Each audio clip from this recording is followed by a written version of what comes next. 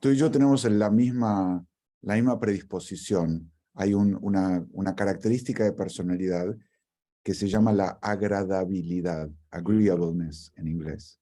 Y hay gente que es más agreeable y gente que es más disagreeable. Hay gente que no le importa frustrar al otro. De hecho, y en el extremo les gusta, como que les complace desagradar y son agrios o gente que te busca pelea y que ellos se nutren de la discordia, llamémoslo así. En cambio, yo me siento más cerca tuyo, somos cordiales, queremos que haya un buen clima, y cuando pasa algo así es como, ay, me duele y ay, preferiría que no pase y ahora es un trago amargo para todos y no quiero y quisiera poder suavizar la situación y hacerlo todo bien, que no está mal, o sea, déjame ser claro, no, pero no puede ser el objetivo principal. Tiene que ser un subobjetivo que esté subordinado al otro. O sea, lo más importante de la conversación es el aprendizaje y la mejora, la verdad, la justicia. Esos son valores absolutos.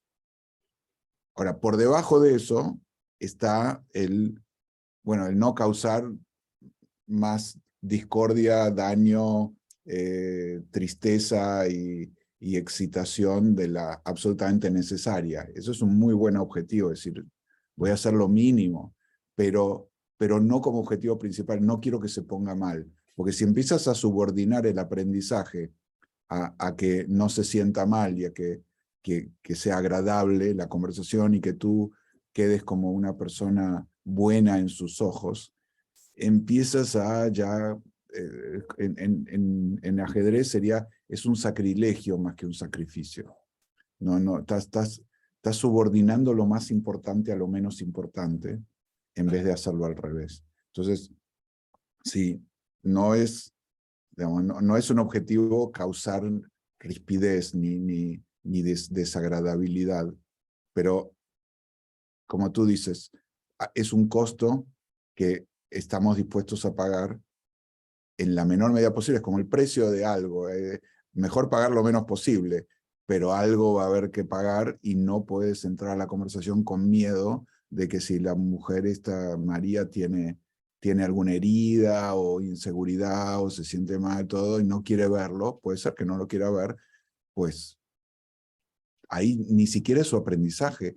En último, para mí, la última, como llamaría, el último compromiso, el compromiso fundamental tuyo, es el compromiso que tomaste con la empresa y con el equipo de ser el manager. Y tú tienes una responsabilidad ética por mantener el espacio de trabajo.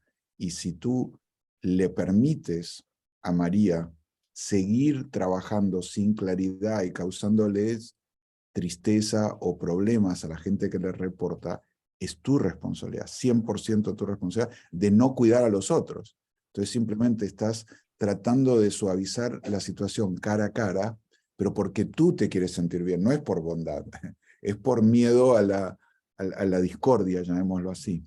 Yo lo entiendo muy bien porque yo también lo tengo. O sea, te confieso, es como un yoga para mí hacer eso. Hablar con una persona, decir algo medio desagradable y me tengo que preparar porque yo sé que si no voy muy duro y a veces lo sobrehago, entonces soy más asustante de lo que en realidad me siento. Adentro me siento asustado más que asustante, pero termino siendo duro para ocultar mi propia debilidad. No sé, estoy infiriendo cosas que te pueden pasar, empatizando, ¿no? ¿Cómo ando?